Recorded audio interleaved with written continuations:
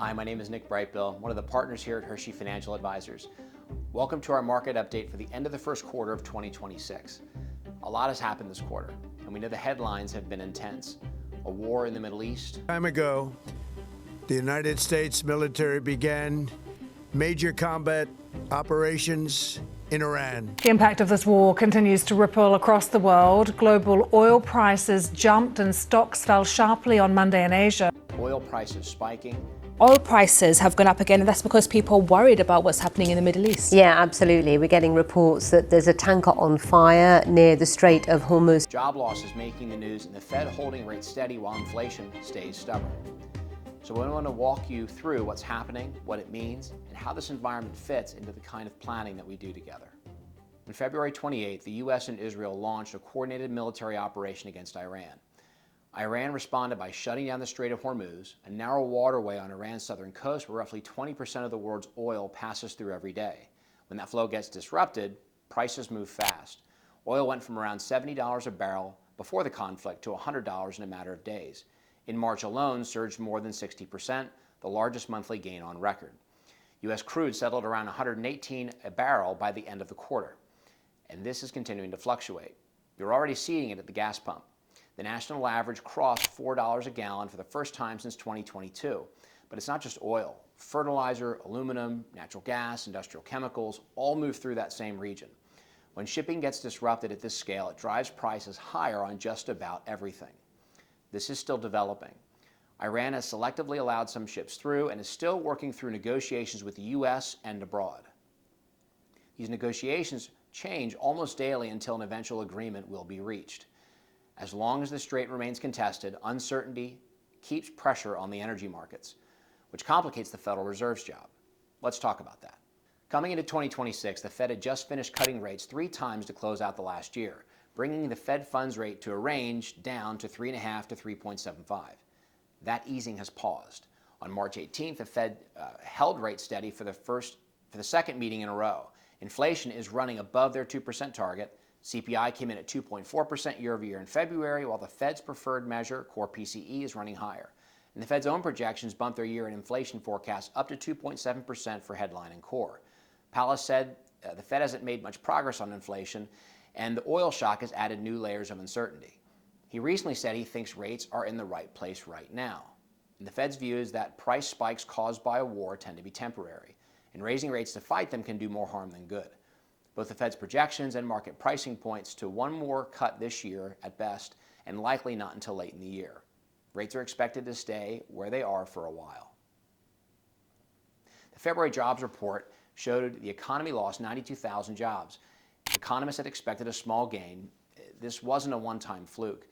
The labor market has been gradually weakening for well over a year. 5 of the last 9 months have seen job losses. The hiring rate has been described by economists as essentially frozen.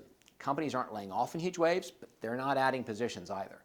Some of February's weaknesses had specific causes: a major healthcare strike, severe winter weather, and continual federal workforce reductions. The numbers back it up beyond those one-time factors. Unemployment has crept up to 4.4%, and labor force participation dropped to its lowest level since 2021. The other side, wages grew about 3.8% year over year, which is good for workers, but does add to the inflation challenge. A softening job market that hasn't collapsed, paired with wages that are still running hot. The S&P set its closing all-time high on January 27th, just below 7,000 points. Since then, it's pulled back and has continued to fluctuate between 6,500 and 7,000. We've seen 5 consecutive weeks of declines into the end of the quarter, the longest losing streak since 2022 as the market worked through the oil shock. To put that 9% drop in context, since 1980, the S&P 500 has averaged a peak-to-trough drop of about 14% in any given calendar year. A 10% correction happened in roughly half of all those years, and many of those years still finished positive. By that historical measure, where we are right now is short of that average drawdown. But here's where it gets interesting. Under the surface, the so-called Magnificent Seven, the mega cap stocks that make up about a third of the S&P 500's weight, are down roughly 13% per the end of the first quarter. They've been dragging down the index. Meanwhile, the equal weight version of the S&P 500, which gives every sector the same weight and influence, is roughly flat. That means the other 493 stocks in the index are holding up much better than the headline number suggests. For years, a handful of giant tech names carried the market. This year, that dynamic has flipped. Gold hit record highs near $5,400 an ounce in late January on safe haven demand.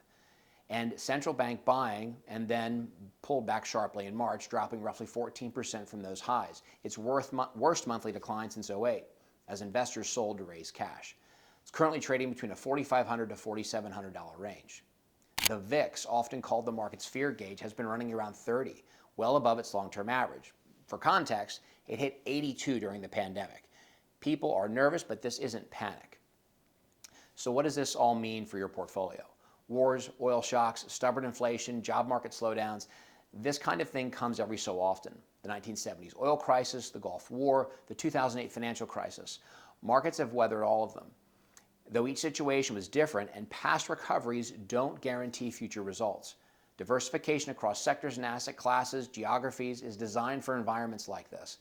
And what most professionals in this industry will tell you is that making big moves in response to headlines can do more harm than good.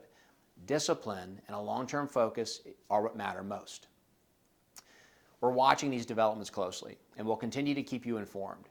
If you have any questions about your specific situation, please reach out. We would welcome your questions and further discussion. The road ahead has some real uncertainty, but uncertainty is not the same thing as danger. And a well-built plan is designed for the ups and the downs of the markets. It needs patience and discipline, and that's exactly what we're committed to. Thanks for watching. If you like this video, please click the like button below and follow and subscribe for more.